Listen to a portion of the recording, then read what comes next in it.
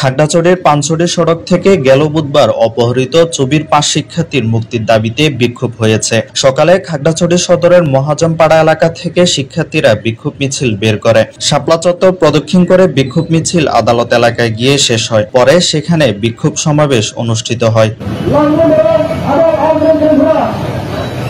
সমাবেশ থেকে অবিলম্বে অপহৃত ৫ শিক্ষার্থীর মুক্তি ও রাঙ্গামাটির গাওখালীতে ধর্ষণের ঘটনায় জড়িতদের আইনের আওতায় আনার দাবি জানায়। এছাড়া গতকাল খাগড়াছড়ি ও রাঙ্গামাটির ধর্ষণ বিরোধী প্রতিবাদ সমাবেশে আইন শৃঙ্খলা বাহিনীর বাধার নিন্দা জানান। কারা এই অপহরণের সাথে যুক্ত, কারা পার্বত্য চট্টগ্রামে এই যাবৎকাল অপহরণের ঘটনাগুলো সংঘটিত করছে।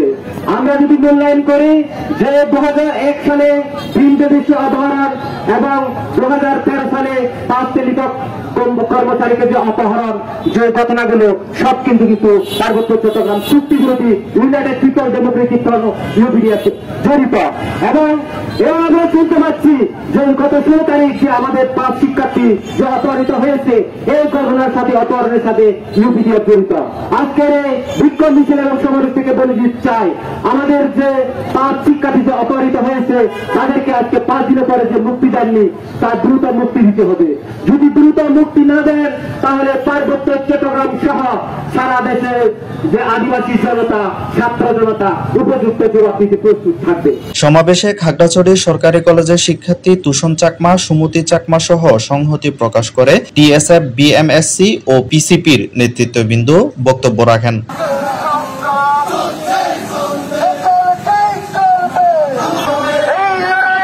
Desk report, Chattogram news.